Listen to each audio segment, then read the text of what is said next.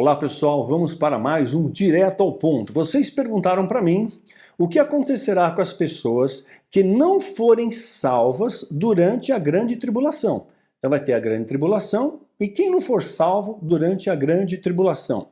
Eu vou dizer uma coisa para você, que muita gente vai ser salva sim na grande tribulação. Vai ser sim, tá? E vamos provar isso daqui, tá? Vão aprender pelo pior dos caminhos, eles vão aprender pela dor. Você pode se aproximar de Deus pelo amor ou pela dor, né? Eles vão chegar pela dor, infelizmente, né? Aí tá escrito aqui, e a mulher fugiu para o deserto. Mulher aqui é a igreja, tá? É a noiva, é a igreja, é a mulher, tá? Fugiu para o deserto, onde já tinha sido preparado o lugar por Deus. Então Deus preparou, essa daqui não é a meretriz, essa é a noiva, essa é a igreja.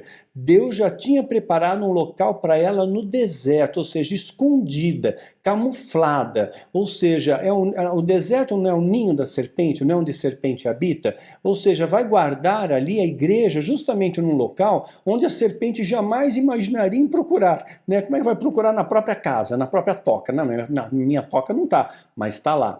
Então, Deus, né, fugiu, e a mulher fugiu para o deserto, que já tinha tido lugar preparado por Deus, para que ali fosse alimentada, sustentada por Deus. Deus vai cuidar, tá? Durante 1260 dias, 3 anos e meio, exatamente o período da grande tribulação. Então, quem se converter na grande tribulação vai ter uma proteção, ok?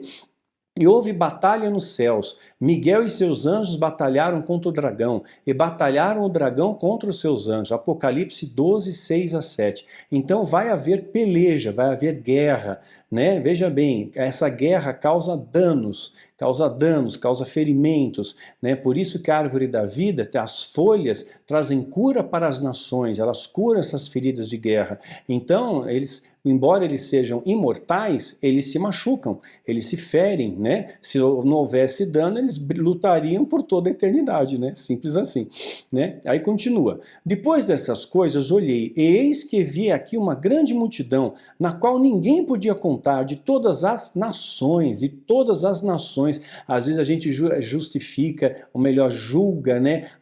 O árabe, o indiano, o japonês, né? O tailandês, de todas as nações e tribos e povos e línguas diferentes que estavam diante do trono, perante o Cordeiro. Estão numa esfera espiritual, trajando vestes brancas, com palmas nas suas mãos, né?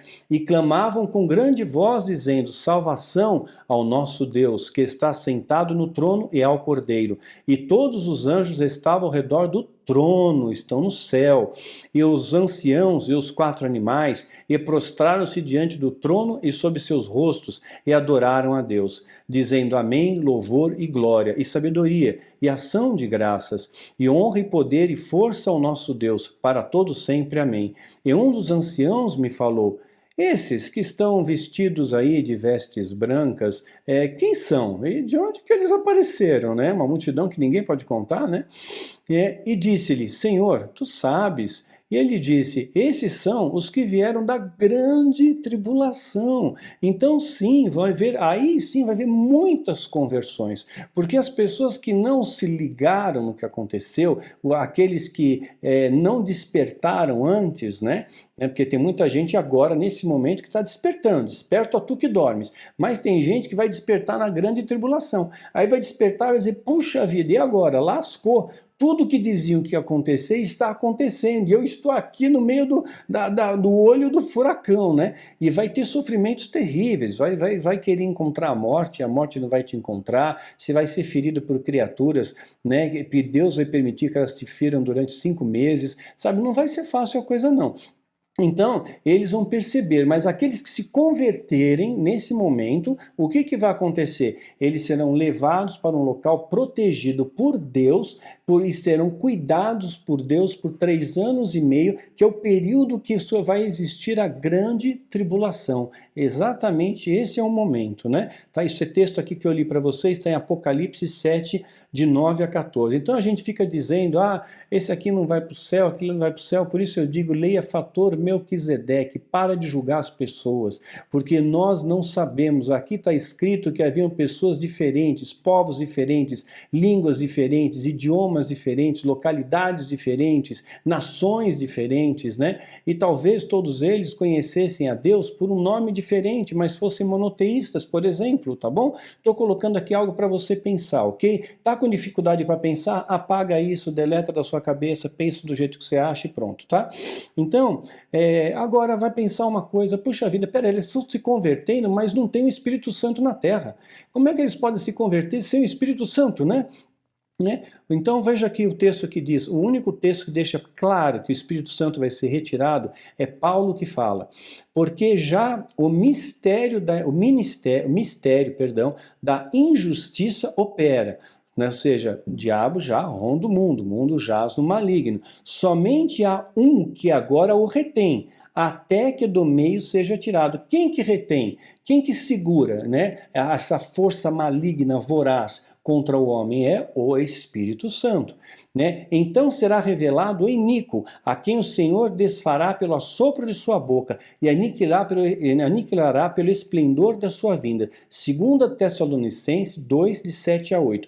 Esse é o texto que fala de maneira mais clara do Espírito Santo será tirado, né? Será tirado. E Paulo sabia o que falava, hein? Paulo, ele foi ao terceiro céu, ele esteve no paraíso, ele ouviu palavras inefáveis, então ele sabe o que ele está falando, ele está dando pistas aqui do que ele ouviu ali, tá? Então ele sabia. Aí você vai pensar, mas poxa, mas sem o Espírito Santo, como é que essas pessoas se convertem, Daniel? Como é que as pessoas se convertiam antes do batismo do Espírito Santo, hein? Como é que eram feitas as conversões? Como é que acontecia? Você acha que Deus é assim? Que você engessa Deus no modelo e pronto, tem que ser aquele modelo e tem que ser daquele jeito e pronto? Ah, tem que ser batizado? Não, Jesus, ele falou para o bandido da cruz, hoje você vai estar comigo no paraíso, não precisou do batismo, sabe? Ah, vai ter condenada, vai ser apedrejada aquela mulher, porque a lei mosaica diz, e a lei quem escreveu foi Deus. Jesus foi lá e defendeu a mulher adúltera, né? E o amor sobrepujou a lei, né? Então nós vemos coisas extraordinárias na Bíblia, né? Só que a gente olha, mas não enxerga, porque temos um espírito muitas vezes julgador, né? Então você tem memória, não tem? Você lembra exatamente toda a história que foi te passada, você conhece o Evangelho, ou você já ouviu falar do Evangelho, ou já ouviu falar de Jesus, você vai lembrar das profecias, e se você não lembrar, vai ter alguém que vai te lembrar, porque vão ter vozes aqui, vão ter as duas testemunhas mártires, que vão estar pregando aqui, vão falar a verdade, vai ter muito poder sobre elas. Alguns dizem Moisés e Elias, né? Mas acontece que eu creio, eu já falei disso numa série de vídeos chamado Espadas de Fogo, né, onde eu acredito que na verdade são duas pessoas com a mesma unção, com a mesma autoridade que Moisés e Elias, não eles encarnados novamente, tá? Porque aí a gente vai ferir um princípio bíblico, tá? Ah, mas eles foram arrebatados, enfim. Eu não vou entrar nesse mérito aí, porque existem indícios que Enoque foi transladado em vez de arrebatado. Tá lá no Espadas de Fogo, assiste lá, tá bom? Então, você vai lembrar das profecias, vai lembrar dos ensinamentos, né? E você vai ver com seus próprios olhos as profecias acontecendo diante dos teus olhos, né? Então, você vai ver como uma série de pessoas vão ser salvas, independente do Espírito Santo, porque antes do derramar do Espírito, as pessoas também eram salvas, também eram libertas, né? Não? Então haverá, lembrando, vozes pregando, né? Na mesma unção, na mesma direção. É essa a direção que eu tenho para você. Sim, vai haver salvações de milhares e milhares e milhares na grande tribulação, só que será pela dor, pelo pior dos caminhos, tá bom? Fica a dica para você, fique esperto, é melhor ir na primeira leva, tá? Direto ao ponto. Beijão no coração, até o próximo.